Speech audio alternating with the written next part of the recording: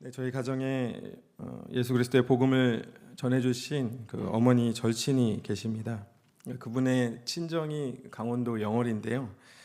그 집에는 저와 2살 차이가 나는 형이 있고, 또 방학이 되면 그 형과 함께 강원도 영월에 있는 그 친정 집에 자주 놀러 갔던 기억이 있습니다. 그 영월에 가면은 산 속에 기도원이 있었는데요. 형과 함께 그 산을 놀이터 삼아서 여름에는 대야에 물을 받아놓고 물놀이도 하고, 또 겨울에는 강원도 지역이니까 눈이 많이 오잖아요. 눈싸움도 하고 포대서배도 타고 했던 기억이 있습니다. 또 기도원을 오고 가는 길에 따먹었던 산딸기는 방학이 기다려지게 만드는 하나의 아주 좋은 추억과 기억이었습니다. 그러나 갑작스럽게 찾아온 IMF는 저희 가정에 잊을 수 없는 아주 혹독하고 긴 겨울을 주었습니다. 버스비 450원이 없어서 걸어서 등교를 하고, 또 보일러 기름이 없어서 가족들과 전기장판 위에서 버티기도 했고, 또 쌀이 떨어지기도 하고 점심을 굶어야 했던 적도 있습니다. 당시에 짜장면이 1,900원이었거든요. 당시 짜장면이 1,900원이었는데 아들 생일인데 짜장면 한 그릇 사주지 못해서 미안하다라는 그 어머니의 말이 벌써 25년이 지났지만 지금도 저의 마음을 아프게 하고 눈물 짓게 하는 말이 되었습니다. 이런 시간을 보내고 있던 어느 날 형으로부터 이제 전화가 왔어요. 영월에 가려고 하는데 같이 가지 않겠냐고. 너무 가고 싶었습니다. 형네 집은 공주 시내에 있었고, 저희 집은 그 집에 가려면 버스를 타고 1시간 정도 걸리는 거리에 있었지만, 문제는 시간이 아니라 버스비 450원이 문제였습니다. 형 집까지 가기만 하면 그 영월까지 갈 수 있을 것 같은데 그곳까지 갈 차비가 없었습니다. 짐을 싸서 이제 무작정 집을 나왔어요. 갈 수 있다라는 어떤 그런 믿음이 있어서 간 것이 아니고, 그냥 버스 정류장이라도 좀 앉아 있다 오면 좋겠다라는 그런 생각이 있어서 나갔습니다. 집문을 나서는데 눈물이 멈추지 않는 거예요. 하나님, 저 가고 싶어요를 계속해서 이제 되뇌기며 버스 정류장으로 향했습니다. 그렇게 도착한 버스 정류장에 마침 교회 그 집사님이 그 다리가 아프셔서 좀 앉아 계시는 거예요.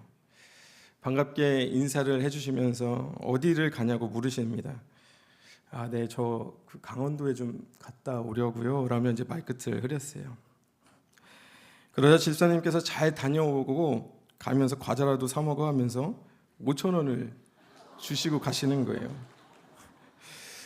그러면 그 돈을 받아들고 얼마나 눈물이 나는지 몰라요. 버스표, 너무 감사한 마음에 버스표를 끊고 버스에 올라타서 또 하염없이 울었던 기억이 있습니다. 너무 감사해서 하나님께서 나의 작은 신음에도 응답하시는 그 하나님이 너무 감사해서 울었던 기억이 있습니다. 그렇게 우여곡절 끝에 공주에 도착해서 당당하게 이제 내돈내산으로 기차표를 끊고 형과 함께 기차를 타고 영월로 갔습니다. 돌아오는 차비가 또 걱정은 됐지만 하나님께서 채워주실 것이라고 하는 그 믿음으로 일주일을 보냈습니다. 한 분도 없이 떠난 여행이었지만 집으로 돌아온 저의 주머니는 얼마가 남았을까요? 모든 경비를 다 지출하고도 5,000원이 남았어요. 사랑하는 성도 여러분, 하나님은 실수가 없으십니다. 우리가 생각하지 못했던, 그리고 우리가 우연이라고 생각했던 아주 작고 사소한 것조차도 하나님이 나를 위해 이미 예비하신 것인 줄로 믿습니다. 여러분, 그 집사님께서 마침 버스 정류장에 계셨던 것이 아니라 하나님께서 나를 위해 이미 예비하신 것을 저는 믿습니다. 사랑하는 성도 여러분, 일상 속에서 마침이라고 하는 타이밍에 속지 말고 하나님께서 나를 위해 이미 예비하심을 신뢰하며 살아가는 저와 여러분 모두가 되시기를 예수님의 이름으로 축원합니다. 오늘 요나를 좀 소개를 해야 되는데, 요나는 사실 선지자로 소개하기에는 좀 다소 나쁘끄럽고 선지자의 밉상 이미지를 가지고 있지 않습니까? 그래서 드라마틱한 요나의 스토리는 어린 아이에서부터 어른에 이르기까지 재미있게 읽는 가장 인기 있는 성경이지만 그 누구도 요나를 닮고 싶다고 말하는 사람은 제가 태어나서 본 적이 없습니다. 선지자이면서 하나님의 말씀을 거부하고 도망치는 요나를 이해하기 위해서는 먼저 개인 정보가 좀 필요한데, 요나에 대한 기록은 요나서를 제외하며 열왕기하 14장 25절이 유일합니다. 근데 그 정보도 굉장히 작아요. 그런데 이 기록에 따르면 요나는 갈릴리 나사렛에서 동북쪽으로 한 5km 정도 떨어져 있는 가드헤벨 출신이고, 그 아버지의 이름은 아미떼라는 것이 전부입니다. 다만 일반적으로 알려진 내용을 첨부하자면 오늘 본문의 배경은 여로보암 2세가 북이스라엘을 통치하던 BC 793년에서 753년경이며, 당시 북이스라엘의 영토는 하맛 어귀에서부터 아라바 바다, 곧 다윗과 솔로몬이 통치하던 영토를 회복하고 평안과 번영을 이루었던 시기라고 알고 있습니다. 그러나 다른 한편으로는 대제국을 꿈꾸며 전쟁으로 영토를 확장하고 있었던 아수르는 북이스라엘에게 늘 상시적이고 잠재적인 위협이었습니다. 평안과 번영 그리고 위협이 공존하던 시대가 바로 요나가 활동하던 시대였습니다. 요나서는 다른 예언서와는 좀 구별되는 아주 독특한 특징이 있는데요. 첫 번째 특징은 구약의 대부분의 예언서는 하나님께서 선지자를 통해 하신 그 말씀을, 하나님의 메시지를 기록한 반면에 요나서는 하나님의 메시지가 아닌 이 메신저인 요나에 대한 기록이라는 점입니다. 그리고 두 번째 특징은 풍자입니다. 요나서에 등장하는 그 인물들 사이에 일어나는 아주 극단적이고 극적인 상황 전개에서 사용되는 이 풍자는 인간의 어리석음과 그리고 성격적인 결함을 비판함과 동시에 하나님의 무한함과 그리고 인간의 유한함, 하나님의 전능함과 인간의 무능함을 대비함으로써 하나님이 얼마나 크고 위대하신 분인지를 깨닫게 도와줍니다.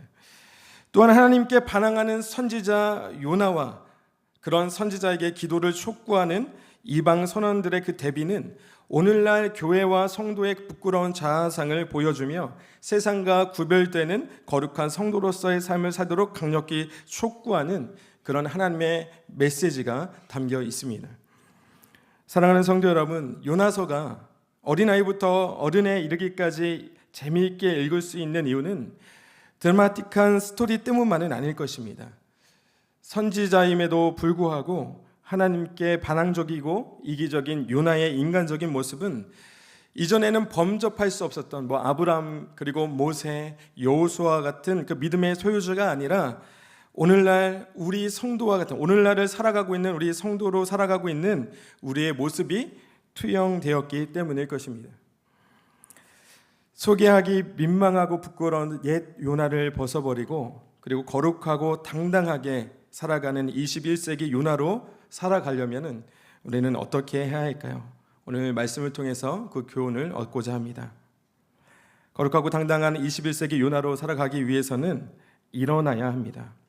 오늘 본문 2절 말씀에 보면은 너는 일어나 저 큰 성읍 니느웨로 가서 그것을 향하여 외치라 라고 말씀합니다.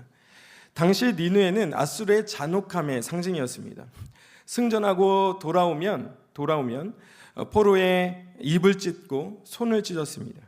산 사람을 산채로 가죽을 벗기고 뼈들을 산처럼 쌓았습니다. 이렇게 잔혹한 곳에 누가 가려고 하겠습니까? 하나님의 명령에도 불구하고 니느웨로 가기를 주저하는 요나의 모습은 일면 이해할 수 있는 측면이 있습니다. 요나에게 하신 하나님의 명령은 세 마디로 요약이 가능합니다. 일어나라, 그리고 가라, 그리고 외치라. 하나님의 명령은 단순하면서도 강력합니다. 사랑하는 성도 여러분, 복음의 내용은 단순하지만 복음의 능력은 강력합니다. 니느웨의 사악한 행동들은 하나님을 더 이상 견딜 수 없게 만들었습니다. 왠지 모르게 요나에게 말씀하시는 하나님의 말씀 속에서 다급함이 느껴집니다. 하나님께서 니느웨 사람들을 보시며 떠오르는 두 장면이 있었을 것 같아요. 첫 장면은 창세기 6장 5절의 기록입니다. 여호와께서 사람의 죄악이 세상에 가득함과 그의 마음으로 생각하는 모든 계획이 항상 악할 뿐임을 보시고 내리신 것이 노아의 홍수 심판이었습니다. 그리고 두 번째 장면은 창세기 19장과 또 18장과 19장의 소돔과 고모라의 심판입니다. 창세기 18장 20절에는 이런 기록이 있습니다. 여호와께서 또 이르시되 소돔과 고모라에 대한 부르짖음이 크고 그 죄악이 심히 무거웠다고 기록합니다. 하나님이 만드신 피조물 중 유일하게 영이신 하나님과 인격적인 관계를 맺을 수 있는 영적인 존재를 우리 사람으로 만드셨습니다. 하나님께서 직접 만드신 에덴에 사람을 두고 사람과 친밀한 교제를 나누며 우리에게 샬롬을 허락해 주셨습니다. 그러나 인간 스스로 하나님이 되기를 선택했습니다. 스스로가 하나님이 된다는 것은 선과 악의 기준이 되겠다는 것입니다. 그 결과 세상은 죄악으로 가득해졌습니다. 왜냐하면 누가복음 18장 19절은 기록합니다. 하나님 한 분 외에는 선한 이가 없다고 말입니다. 세상 가운데 죄악이 악이 가득한 것은 선이 부재하기 때문입니다. 청소년 시기에는 잔소리하는 부모님이 집을 비우시거나 또 어디 여행을 간다고 하신다면 며칠 동안 집을 비워야 된다. 너 혼자 좀 지내야 된다. 라는 그 복음이 들리면 괜히 신이 나요. 막 마음이 설렙니다. 그래서 맨날 짜증만 내다가 막 괜히 친절해져요. 엄마한테 엄마 오늘 밥 맛있는데, 오늘 엄마 예쁜데, 막 이렇게 달래는 거죠. 친절해집니다. 그동안 하지 말라고 했던 엄마로부터 아버지로부터 자유를 박탈당한 것 같은 그런 삶 속에 있다가 이제 뭔가 좀 자유해질 것 같은 그런 예상과 예감이 있으니까 굉장히 친절해지는 거예요. 그런데 부모님이 계시지 않을 때 생각하는 것들 중에 선한 것이 없습니다. 생각하는 것이 선한 것이 별로 없어요. 뭐 하겠습니까? 그럼 상상에 맡기겠습니다. 기준이 사라지니까 죄도 없어지는 것입니다. 부모님이 나의 기준이었어요. 내가 해야 할 것과 하지 말아야 할 것을 정해주는 기준이었단 말이에요. 그런데 그 기준이 사라지니까 죄가 아닌 것이 되는 것입니다. 악한 것이 아니게 되는 것이에요. 사랑하는 성도 여러분, 하나님은 죄에 대하여 방관하지 않으시고 반드시 심판하십니다. 하나님은 진노 중에도 은혜와 긍휼을 베푸십니다. 그러면 우리는 어디로 피해야겠습니까? 우리는 세상으로 가야겠습니까? 아니면 하나님께로 피해야겠습니까? 우리는 세상이 아니라 하나님께로 피해야 되는 줄로 믿습니다. 하나님의 진심은 심판이 아닌 구원에 있기 때문입니다. 요한복음 3장 17절 말씀해 보니까 하나님이 그 아들을 세상에 보내신 것은 세상을 심판하려 하심이 아니요 그로 말미암아 세상이 구원을 받게 하려 하심이라. 아멘. 하나님은 니느웨가 노아 시대와 같은 그리고 소돔과 고모라와 같은 심판에서 벗어나서 하나님께 돌아오기를 원하셨어요. 영접하는 자 곧 그 이름을 믿는 자들에게는 하나님의 자녀가 되는 권세를 주셨습니다. 하나님께서 세상을 구원하기 위해 예수 그리스도를 이 땅에 보내셔서 회개를 선포하신 것처럼 니느웨의 회개와 하나님 나라의 복음을 전하기 위해 요나를 보내신 것입니다. 여러분, 침례 요한이 처음 선포한 복음이 무엇인 줄 아십니까? 회개하라, 천국이 가까웠다는 겁니다. 그리고 예수님께서 침례를 받으시고 난 뒤에 성령의 충만하심을 가지고 처음 선포하신 공생의 사역의 첫 스타트의 그 첫 마디가 바로 회개하라, 천국이 가까웠다는 것입니다. 사랑하는 성도 여러분, 우리는 일어나야 합니다. 일어난다는 것은 회개의 행동입니다. 내가 앉아있던 죄의 자리에서 일어나 예수 그리스도를 따라가는 것, 여러분, 이것이 회개인 것입니다. 여러분, 누가복음 15장에 집 나간 둘째 아들이 모든 것을 다 잃고 다 탕진하고 다 앉아서 나는 이제 굶어 죽는구나 라고 생각했던 그 시점에 머릿속에 지나가는 한 사람이 있습니다. 바로 아버지. 내가 자격 없지만 내가 아버지의 집에 돌아가 노예라도 일을 하면서 내가 그 집에서 먹어야겠다, 살아야겠다라는 마음을 가지고 자리를 털고 일어나 아버지 집으로 갑니다. 아버지는 가까이에 오기도 전에 그 실루엣을 보고 달려가 그 사랑하는 아들을 안고 입 맞춥니다. 그리고 그에게 가락지를 끼르고 신발을 신겨줍니다. 아버지의 아들로서의 신분이 완벽하게 회복된 것입니다. 사랑하는 여러분, 우리는 일어나야 합니다. 내가 앉았던 죄의 자리, 우리가 앉아있는 하나님을 외면하고 하나님을 거부하고 앉아있는 이 죄의 자리, 삶의 자리에서 일어나 예수 그리스도를 따라가는 은혜가 있기를 예수님의 이름으로 축복합니다.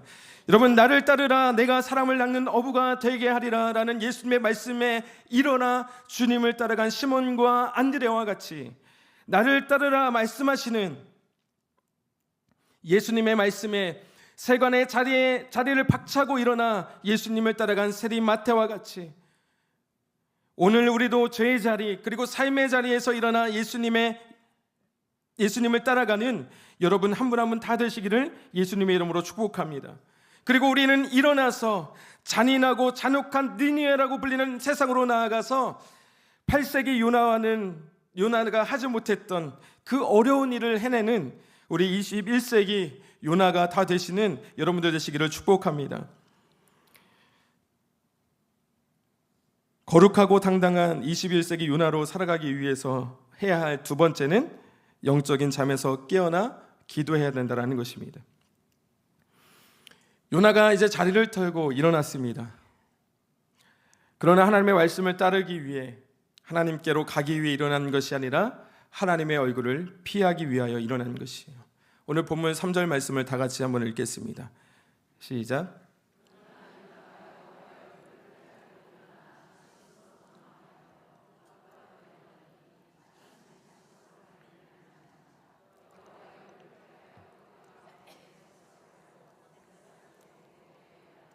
아멘.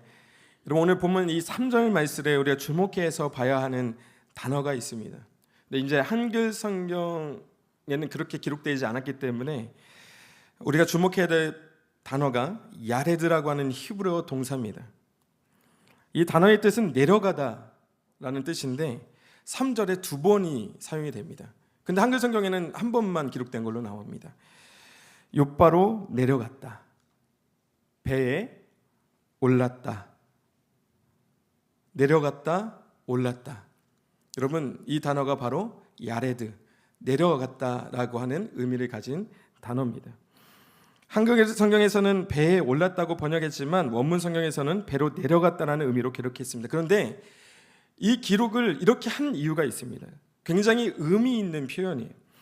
여러분, 유대인들은 성전 중심의 생활을 했기 때문에 그들이 어디에 있든지 어느 지역에 있든지 어떤 상황에 처해 있든지 상관없이 예루살렘을 향해서는 항상 올라간다는 표현을 사용했습니다.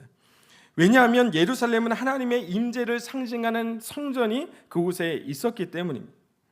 따라서 오늘 요나가 여호와의 얼굴을 피하기 위해서 요나가 갈 수 있는 가장 먼 거리, 서쪽으로 3200km 떨어진 다시스로 정하고 욥바로 내려가고 배로 내려가고 심지어 5절에는 배 밑으로 내려갔다는 기록은 단순히 그의 위치적인 변화를 알려주기 위한 것이 아니라 요나의 마음이 하나님께로부터 멀어졌다는 의미를 표현하고 있는 것입니다. 얼마나 멀어진 것일까요?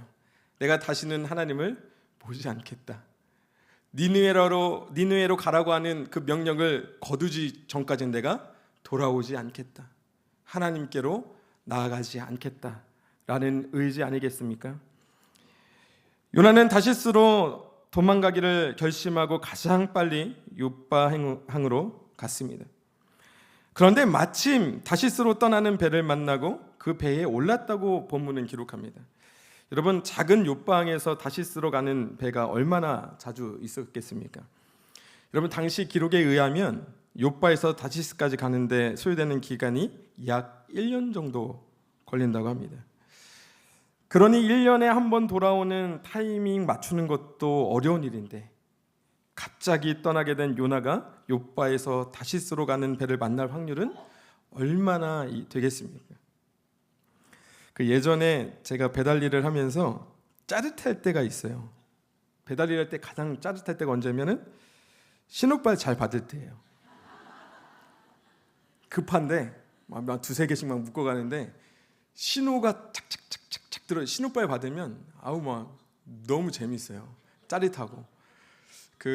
죄송해요. 제가 이런 여기서 이렇게 하면 안 되는데 불법을 행했던 걸 얘기하면 안 되는데 제가 배달 경험이 있으신 분들이 여긴 많지 않겠지만 오토바이 타고 배달을 하다 보면 빨리 가야 돼요. 이게 신속함이 생명이잖아요. 맨날 조금만 늦으면 전화하시잖아요. 왜 안 오냐고. 예? 그러다 보니까 그 신호를 무시하고 가야 될 때가 많아요. 그러면은 위험하겠죠. 사고 날 그 확률도 너무 높고. 그러니까 늘 위험하게 그렇게 다닌 거예요. 근데 이제 한참 다니다 보면 어느 그 지역에 가면 압니다. 여기서 좀 기다리고 여기가 신호가 바뀌면 한 4번째, 5번째 신호까지는 땡기면 안 걸린다. 이걸 알아요. 그런데 예상치 않게 그런 걸 기다린 것도 아닌데 내가 가는 타이밍에 막 파란불 팍 켜지고 팍팍팍 막 켜지고 막 그러면 얼마나 재밌는지 몰라요. 여러분 운전을 하다 보면은 여러분들도 그렇잖아요. 운전하고 막 가는데 왠지 신호 타이밍에 잘 맞을 때가 있지 않습니까? 그러면 그날은 막 기분이 너무 좋아요. 뭔가 해도 될 것 같은 약간 그런 그죠? 내가 뭘 해도 되겠거니 그런 기분이 있습니다. 어쩌면 요나도 마음속으로 저와 같은 생각을 하지 않았을까 합니다. 이야 오늘 신호빨 잘 받는다 라고 하면 콧노래를 불렀을 것 같아요. 기다리지도 않고 1년을 기다려야 되는 그 배를 기다리지도 않고 만났으니 요나는 얼마나 신이 났겠습니까? 야 하늘이 나를 돕는 건가? 하나님도 미안해서 나를 도와주는 건가? 하며 스스로를 위로했을지도 모르겠습니다. 사랑하는 성도 여러분, 우리도 이와 같은 상황을 종종 마주하게 됩니다. 하나님의 말씀과 내 뜻이 충돌할 때 여러분은 어떤 선택을 하십니까? 요나가 하나님의 뜻과 반대로 행하고 있던 그 길에 내가 지금 니느웨로 가야 되는데 다시스로 가는 길에 길이 열린다?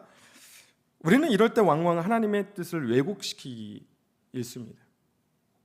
내가 분명히 그건 아닌데 내 마음에 양심의 가책도 있고 내가 기도하면서 무언가를 전하려고 했는데 하나님이 원하지 않는 것 같은데 나는 그거를 하고 싶은 마음이 있어요. 그러니까 마치 내가 하고 싶은 것을 하면서 좀 마음에 좀 불편함을 가지고 있었는데 신호가 마침 신호 위반을 해야 되는데 신호가 켜지는 타임과 같은 그런 갑자기 길이 열리는 것 같은 그런 일들이 있지 않습니까?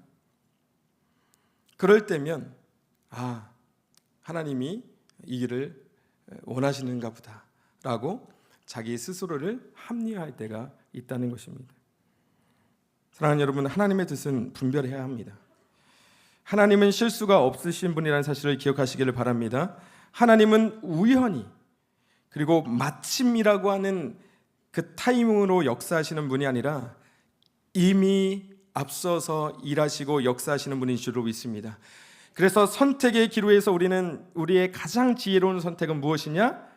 일어나서 하나님의 얼굴을 피하는 것이 아니고 일어나 하나님께 피하는 것입니다. 그것이 우리가 선택할 수 있는 가장 지혜로운 선택인 줄로 믿습니다. 여러분, 항해가 시작되고 그렇게 모든 것이 잘 되는 듯 보이며 안심하던 그때 하나님께서 바다의 가운데 태풍을 보내셨습니다. 평생을 바다를 항해하는 것을 직업으로 삼았던 선원들, 산전수전을 겪었던 베테랑 선원들도 두려움을 느낄 만한 폭풍이었습니다. 항해를 위해 실었던 짐들, 식량들까지 다 버렸습니다. 태평을 만난 요나와 이방인 선원들의 모습은 어딘가 모르게 굉장히 익숙해 보입니다. 여러분, 공간복음서에 보면은 예수님과 제자들이 거라사 마을로 가기 위해 가버나움에서 배를 타고 갈릴리 호수를 가로질러 가는 그 기록이 있습니다. 그때 이제 광풍을 만나게 돼요. 배에 타고 있던 제자들은 살려달라고 소리치고 있었고 예수님은 깊은 잠에 빠져 있었습니다. 제자들은 예수님을 깨웠고 예수님은 일어나 바람과 물결을 꾸짖어 잔잔하게 하셨습니다. 그리고는 제자들에게 이렇게 말씀하십니다. 너희 믿음이 어디 있느냐? 여러분, 우리의 인생의 위기를 마주할 때 위기를 벗어나기 위해 배에 실은 짐들을 버리고 육지를 향해 하염없이 노를 젓는 노력을 우리는 하고 있습니다. 그러나 여러분, 우리가 기억해야 될 것이 있어요. 믿음이라고 하는 것은 인생에 찾아온 위기를 극복하기 위해 필요한 수단이 아닙니다. 믿음은 이 세상에서 먹고 마시고 입고 자고 쓰고 그 모든 문제의 해결을 위해서 필요한 것이 아니란 말입니다. 여러분, 믿음이라고 하는 것은 하나님의 나라를 소유하는 것입니다. 믿음이라고 하는 것은 영원한 삶을 얻는 것입니다. 여러분, 믿음이라고 하는 것은 하나님의 자녀가 되는 것입니다. 우리가 이 땅에 살면서 믿음을 지킨다고 하는 것은 이 땅에서 하나님의 자녀로 살아가기 위해, 그리고 영원한 것을 잃어버리지 않기 위해 하나님의 나라를 소유하고 누리며 살아가기 위해 필요한 것입니다. 예수님께서 너희 믿음이 어디 있느냐라고 제자들에게 말씀하신 것은 그들이 살고 싶어하는 그 욕망을 책망하는 것이 아닙니다. 믿음, 곧 영원한 생명과 영원한 하나님의 나라를 소유한 사람들이 가져야 하는 태도를 보고 책망하시는 것이에요. 우리의 믿음이 하늘의 것에 있다면, 우리의 믿음이 영원한 것에 둔다면 죽고 사는 문제는 더 이상 우리에게 두려운 일이 아닙니다. 그래서 사도 바울도 고백하는 것이죠. 내 안에 그리스도가 사시기 때문에 나는 죽는 것도 유익하다. 그래서 나는 날마다 죽는다고 말합니다. 여러분, 망망대해에서 폭풍 만나보신 적 있습니까? 안 만나보셨죠? 그러면 말을 하지 마세요. 저는 그 1년 동안 함정 생활을 했기 때문에 저는 이거 한번 진짜 죽는구나 라고 하는 그 경험이 있어요. 앉아 있을 수도 없습니다. 누울 수도 없어요. 밥을 먹을 수가 없습니다. 아무것도 할 수 있는 게 없어요. 이처럼 하나님께서 인생 가운데 아무것도 할 수 없는 상황을 허락하십니다. 나의 힘으로 아무것도 할 수 없을 때 우리는 기도하게 됩니다. 이방인 선원들은 자신들이 믿는 신들에게 부르짖으며 기도합니다. 그리고 모든 선원들이 다 기도하고 있는데 정작 기도해야 할 한 사람은 깊은 잠에 빠져 있어요. 마치 십자가를 앞에 두고 제자들에게 시험에 들지 않도록 깨어 기도하라고 하셨던 예수님의 모습이 떠오릅니다. 이방인 선장이 요나를 깨우고 그에게 기도를 촉구합니다. 도대체 누가 하나님의 사람이고 누가 영의 사람인지 구분할 수가 없습니다. 사랑하는 성도 여러분, 우리가 깨어있지 않으면 세상이 우리를 흔들어 깨웁니다. 우리가 기도하지 않으면 세상이 나를 깨워 기도하게 만듭니다. 성도들과 이게 함께 이야기를 나누다 보면 나 오늘은 피곤해서 새벽 기도에 금요기도에 좀 쉬려고 했는데 안 믿는 남편과 자녀가 엄마 오늘은 교회 안 가? 나는 말에 교회 왔다는 말을 종종 듣습니다. 내 옆에 그래도 침몰당하지 않도록 깨워주는 이방 선원들이 있다는 사실을 잊지 말고 기억하시는 여러분 되시기를 예수님의 이름으로 축복합니다. 말씀을 정리합니다. 여러분, 요나는 끝까지 하나님께로 돌아가지 않으려고 했어요. 이 모든 일이 여호와의 얼굴을 피하였기 때문에 생긴 것이라는 것을 인정하면서도 돌아가려고 하지 않고 오히려 사람들에게 자신을 바다에 던져달라고 말합니다. 그렇게 해서라도 니느웨로 절대 가고 싶지 않았습니다. 왜냐하면 요나가 하나님의 성품을 너무 잘 알았기 때문이에요. 요나서 4장 2절 말씀을 보면 내가 빨리 다시스로 도망하였사오니 주께서는 은혜로우시며 자비로우시며 노하기를 더디하시며 인애가 크시사 뜻을 돌이켜 재앙을 내리지 아니하시는 하나님인 줄 내가 알았다는 겁니다. 이방인 선원들은 힘써 노를 저어 요나를 살리려고 했지만 점점 거세지는 파도로 인해서 포기하게 됩니다. 누가 더 믿음의 사람 같습니까? 죽여달라는 요나입니까? 살리려고 하는 이방 선원들입니까? 이방 선원들은 하나님께 요나의 생명값을 자신에게 돌리지 말라고 간절히 기도한 후에 요나를 바다에 던졌습니다. 그러자 요나의 말대로 잔잔해졌어요. 이것을 목격한 이방인 선원들은 하나님을 경외하며 하나님을 섬기는 사람들이 되었습니다. 하나님을 경외한다고 하는 요나는 하나님을 경외하는 경외하는 삶이 아닌 다른 삶을 살고 있었습니다. 하나님을 경외하지 않을 것 같은 사람들이, 이방인들이 하나님을 경외하기 시작했습니다. 예수님께서 이스라엘의 이만한 믿음을 본 적 없다고 칭찬한 사람들은 로마의 백부장과 수로보니게 여인 모두 이방인들이었다는 사실을 여러분 우리는 잊어서는 안 됩니다. 비록 하나님의 얼굴을 피해 다시스로 도망갔지만 하나님은 반항적이고 이기적인 요나를 통해서 이방인 선원들을 구원하셨습니다. 그뿐 아니라 하나님은 멀리 떠난 그 요나를 위해서 이미 예비하신 큰 물고기를 통해 요나도 구해 주셨습니다. 하나님의 한 수였습니다. 사랑하는 성도 여러분, 요나서는 반항적이고 이기적인 요나에게 국류를 베푸시는, 그리고 측량할 수 없는 하나님의 은혜와 자비를 가르쳐 줍니다. 하나님을 피해 도망갈 곳은 이 세상 어디에도 없습니다. 다만 악한 왕일지라도, 악독이 가득한 나라일지라도, 하나님의 얼굴을 피해 도망쳤던 사람일지라도 일어나 돌이켜 하나님께 피하는 자에게는 하나님은 긍휼을 베푸신다는 사실을 기억하시기를 바랍니다. 요나의 이런 모습은 참으로 부끄러운 모습입니다. 그러나 이것이 오늘날 저와 여러분의 모습입니다. 그러나 감사한 것은 이런 우리들도 고쳐서 사용하신다는 것입니다. 요나와 같은 모습이기에 포기하지 말고, 요나와 같은 나를 포기하지 아니하시고 이미 예비하신 하나님의 은혜로 하루하루 살아가셔서 하나님이 이미 예비하신 은혜와 긍휼을 경험하며 간증하는 여러분들 되시기를 예수님의 이름으로 축원합니다.